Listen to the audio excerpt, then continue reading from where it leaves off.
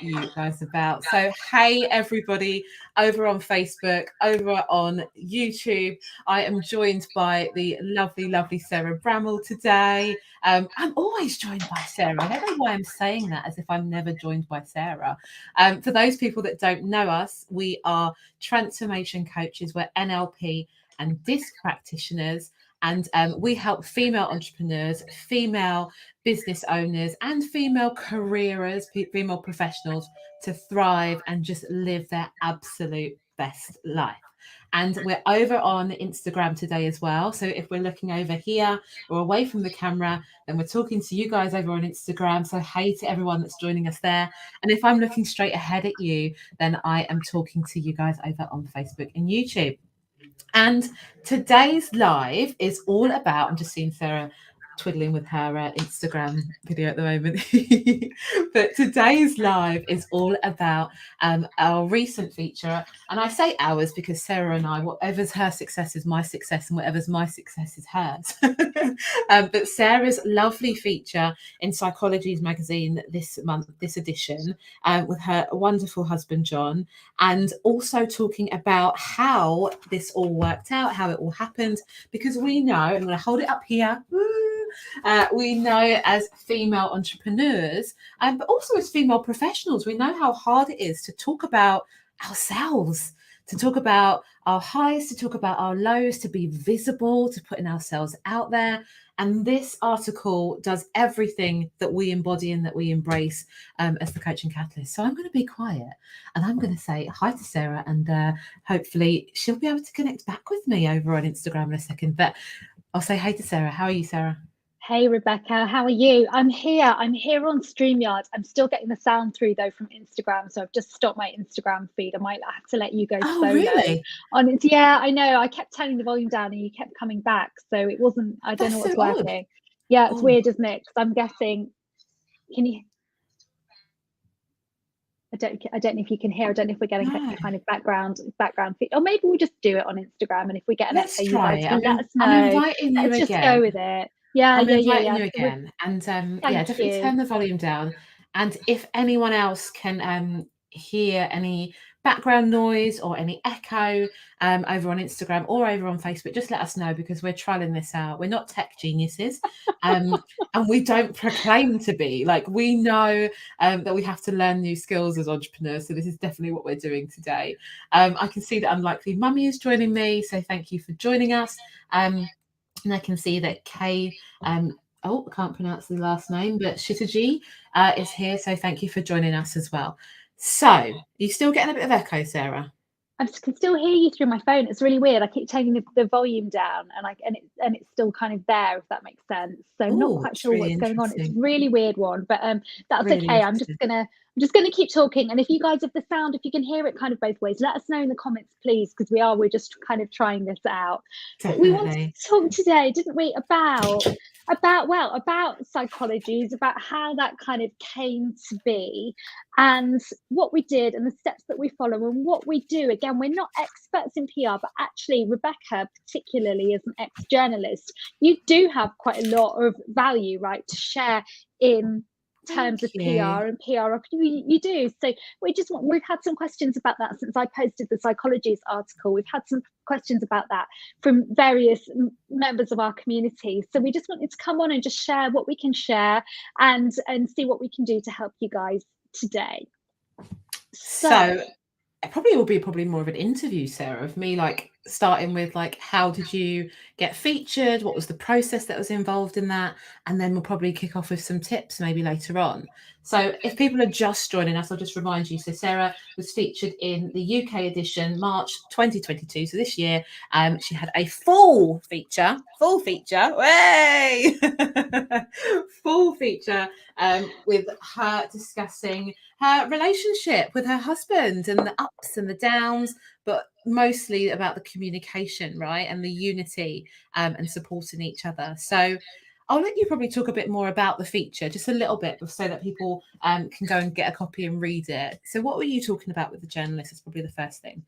Yeah, thanks. So I responded to a request in a free Facebook community called Doing It for the Kids. Community I really, really like, because I find that there's lots of kind of like-minded people in that community, and it's a very kind of generous, supportive community, people genuinely trying to kind of, you know, help each other out. So I like to be quite active in that Facebook group. And there was a request from a journalist saying, hey, I'm looking for a couple who have been in a relationship for decades and have, you know, been through ups and downs, but ultimately, you know, are still together and still happy together. And I thought, oh yeah, well, you know, that's me and my husband John. And I say in the article, we met on the dance floor in Leeds in 1999 at university, and you know, we got together, but we were very, very young. We were only 20, which we didn't feel that we were so young at the time, but when I look back now, I'm like, oh my goodness, that's only, you know, now that we've got a 14-year-old son, I'm like, God, we were really, really young. And just before we met, he had signed up to go into the army, to commit to the army for 10 years. Now, I was not of a, you know, I would never have signed up to go to the army. That's not something I would ever have done. So it was like a huge commitment for him to have made at that age. And so we then went through, and I talk in the article about how we then went through various kind of ups and downs. We met, and then we relocated, and I relocated very, very kind of early on with him, pretty soon after we'd finished university. And I went from one end of the country to the other, and I got there, arrived at interview, and the person interviewing me, the first thing she said to me was, so you're giving up your career for your boyfriend? I literally still can't believe that somebody said that to me on first meeting. So it was kind of game over for me from then on. There were challenges around career, challenges around being away from friends and family. I then got a job and went to work in Italy. He stayed and did his military training at Sandhurst, then went out to Iraq. Of course, it's the time of the Iraq War, so it was all kind of, you know, fairly kind of busy from that point of view. And then because he was in the army, we then managed to squeeze a wedding in, but we then continued to move around together. And there were lots of challenges for both of us, with him being away from home a lot, but for me as well, and the impact that it had on my career at a time in our 20s when my friends were just kind of going all out with their careers. I was going all out with my career, but I was having to make a lot of compromises as well, so that we could fit army life in around that. And then it got tougher again when we had our first child and we were living on a military base. And again, it was the time of the Iraq War, Afghanistan War, and a lot of the guys were going away for, you know, 6 months at a time, coming back to families with tiny children who hadn't seen their dad for the last 6 months. It was a really, really kind of crazy and challenging time. So I talked about that, some of the challenges that we had, some of the challenges that we've had in the last couple of years, because John is now no longer in the army, but an intensive care consultant, and he's had a pretty tough time through COVID as well. So we've had lots of challenges, you know, kind of created by the work that he does, which he loves. But also I talk in the article about how simultaneously he has been very supportive of me, of the career change that I have made in the last 5 years, and of me growing my coaching business and making a change in that respect. So it was it was really a great opportunity for me and Psychologies to kind of tell our story, but also just to be really honest about the fact that things haven't been easy, but we have supported each other, we have communicated, and the title of the article is "Honouring Each Other's Dreams is Vital." We have been fortunate that we have worked together to make space for each other's dreams as well. So that's kind of the premise of the article. I guess one of the questions, Rebecca, that people have come with is, well, how did you get it? And as I said, I think one thing that I've kind of learnt from being in business, and one thing that I know that you are very, very good at, is looking out for journalist requests. So maybe that's something you could speak to a bit more, because you've kind of got a bit more knowledge in this area than I have. Where do journalists hang out? How do you kind of find these opportunities? Because it's something that I didn't know anything about, a few years ago. I would say it's a job. Like, it is a Right. task. It's not something that you decide that you're going to tackle and then leave.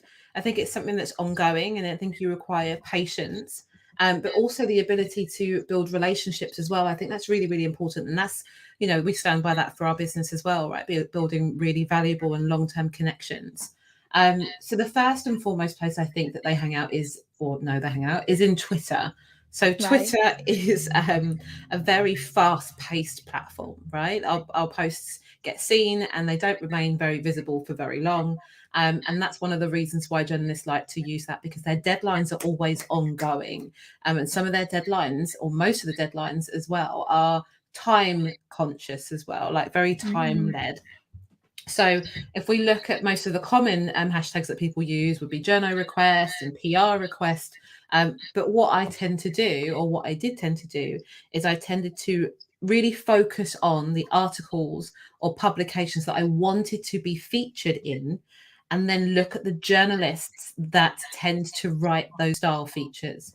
So if I wanted to have a feature in Psychologies, for example, around love and romance or relationships, which tends to be the basis of the one that you've just had published, I would look at the byline and look at the person who wrote that. I'd connect with them on LinkedIn. I'd connect with them on Twitter. I'll be following their posts and engaging with them and just being on the lookout. Over on Twitter, you can set yourself to be alerted. I have some crazy alerts that go on my phone. So Twitter can be very overwhelming and as a platform. So I have some alerts that go off with certain hashtags. So, for example, teachers or education or coaching. And it basically is the person to respond with the most relevant, most relatable, and they like real stories as well. So the person to respond that fits the brief. It's not necessarily about you personally. It's about whether you fit the brief and whether you fit the style of the publication. Another group that I'm part of, which I'll give a shout out to, is Lightbulb, and that's run by the lovely Charlotte.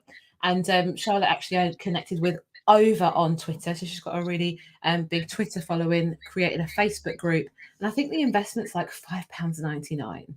And there's no other PR people that are allowed in the group, just journalists and business owners. And her mission was to connect the journalists with the business owners, so that we could just get some more visibility.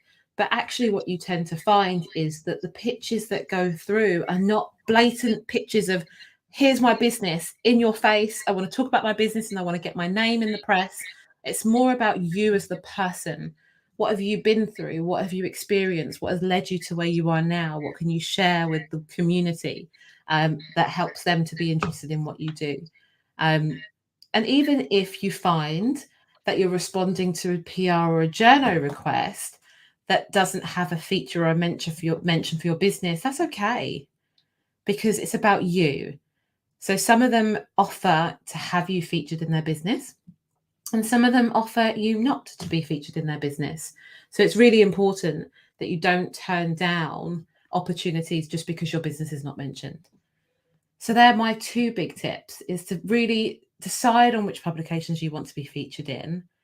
Be really clear on that. Research the goals of the publication, research their target audience, research previous articles that they've featured and they've had published as well. So you know their style, you know their language. You also need to know if you fit with them as well.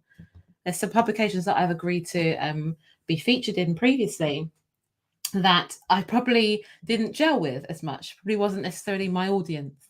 And I learned that over time that you don't have to jump at every opportunity. You can just wait for the opportunity that's right for you. And I love that you waited for this one. And this is, a fab one to be featured in. Yeah, absolutely. Sorry, I am there on Instagram as well. If I just popped off for a second, but No, you that's let me back on cool. Insta. That's cool. Thank you. So we know, and I think you make a really good point there. Thanks. I see you're joining me back on Insta. We know, as you said, that we don't want to be everywhere, right? Because when you're in business, you want to be somewhere that's going to be aligned with your values. So for us, somewhere like Psychologies is the perfect place for us to be, because we know that people who are interested in coaching, interested in personal development, we know that likely one of their preferred magazines is going to be Psychologies. Red would be another one that I think we would target as well in the future. So it's just maybe not kind of using a scattergun approach of getting into the press just for the sake of it, but using it consciously so that it's gonna meet the needs of your target audience as well, would be something else that I would say. And Fantastic. the other thing I'd say is just, just to kind of mindful of the ethics as well, because we have had press opportunities before where there's been an agenda from the people inviting us to speak, and we've been in a position where we've had to be very conscious about not putting ourselves in a place where maybe our words could be twisted. With Psychologies, I had a sense that the journalist interviewing me really had that sense of integrity, and because I was talking about my marriage, very important, and it wasn't just me involved, but my husband as well, I had to really have that sense that what I was doing was going to be speaking to somebody who had integrity and who wasn't going to kind of twist the story or sort of exploit that in any way. So I think that's another kind of reminder, just to, yes, put yourself out there, but yeah, just be mindful about keeping yourself safe as well, protecting yourself and protecting your business also. Fantastic. I know that there is echoes going on this live. So I'm going to apologize right now. Sarah and I will definitely be on again on Instagram or on Facebook, depending on which platform is not liking us at the moment. But what we've discussed Sarah's lovely feature in Psychologies. If you're just tuning in, we have discussed PR opportunities and how to kind of get some PR for your business, but also we've given you some of our tips as well, that we need to be mindful of the publication that we're featured in. That's really important to us, Sarah, right? Being really mindful of the publication that you're being featured in, making sure that you have it really clear with the producers, with the editors as well, is really, really important. Some people offer readbacks, some people don't offer readbacks, so you have to feel really, really secure with the people that you're giving your information to and how they're presenting you as an individual. This all started, by the way, with a vision linked to vision boarding. So I'm going to let Sarah let you know how this all started, and then I'm going to share with you how you can work with us on Friday the 4th of February with your vision. So how did the vision start? How did the vision start? So each year, and I'm just going to move the screen here on StreamYard so you can see my vision board is on the wall behind me there. So that vision board, that collage of words and images, started with that. When I made my vision for 2021, I was like, I really love Psychologies and I'd really love to be featured in Psychologies. But I had other goals on my vision board as well. And if I'm completely honest, didn't really take action. Well, I didn't take action at all. Rebecca and I talked about Psychologies quite a lot last year, but it was one goal I didn't really take any action on. And it was sitting there on my vision board. And when it was sitting there on my vision board, I was probably seeing it every day, but not taking action on it. And it was sitting there and sitting there. And then it got to December last year. It was almost the end of the year. We were almost ready to down tools for the year and stop working. And I spotted this opportunity in Psychologies. So that is one very interesting thing for me to learn. I would always say set goals and make sure you take action on your goals. But sometimes when we put things out there, when we put things on our vision board, it's kind of working in the background. Our subconscious is working and seeking out those opportunities, even if we're not taking conscious action. And that is one reason I absolutely love a vision board. Now, don't get me wrong, we had other goals on our vision boards last year, and we took, consistent action to make sure that those things came to light. But there was just that Psychology just sitting there and it's still manifested. So I really love a vision board for getting your focus on what's important to you, what you want to achieve, what you want to bring into the world, and making that happen, making that come true. So if you haven't yet made your vision board for 2022, we have got an opportunity to share with you now. So Rebecca, tell us please about what's going on, what's happening with the vision boarding. I see we've got Leonora joining us on I Insta love as well. that. Leonora is one of our lovely Catalyst members. We have, and we've got Amy as well, who I used to work with back in the day. So welcome, thank you for joining us, and Sabah, who we've been chatting in the DMs. So lovely to have you guys here. So on Friday, the 4th of February, we are hosting our, I think it will probably be our last online vision board workshop for this year, possibly, Sarah, right? Because we've got an most likely got an in-person one towards the end of the year, which we ran last October. But yeah, so this will be probably the last opportunity that you'll be able to work with us on your vision. And obviously you can see how important it is, because some of our visions have been coming true in 2021, 2020. You know, Sarah and I have been making vision boards for a long time, and it's been really proven to be beneficial for our well-being. So thank you for joining us, Effie, as well. So on Friday, the 4th of February, from 7:30 p.m. Till 9:30. I think I've put the wrong time in the description there, but till 9:30. It's a 2-hour online vision boarding workshop. We're going to be working with you to get clarity on what you really, really want. Like, what do you want for 2020 and possibly beyond if you're there yet? And how are you going to achieve that? We're going to do that in visual form. So as Sarah has shown you behind her there, a vision board is a collage of images and words that depict kind of what you set your intentions to be. It's going to be a really fun session. It's interactive. You'll be able to talk to Sarah and I. You'll be able to network with other like-minded people as well. So that's really exciting. And the link is in the bio or in the comments. It's bit.ly/find your vision 2022. And the early bird ends on Monday the 31st. So if you book between now and then, you save £12 and you get it for £33, which is a bargain, in my opinion. And if you book after that, then it goes up to, I think, about £45, if I believe I'm correct on that one. Mm-hmm. So yeah, that's right. Excited. Yeah, maths is not my strong point, for anyone who knows. No, you got it right. So I think that it's time for us to shoot off. If you have any questions for us, feel free to drop them in the comments. If we play this back and the sound has just gone completely, then we apologise, and we will definitely do this live again for you.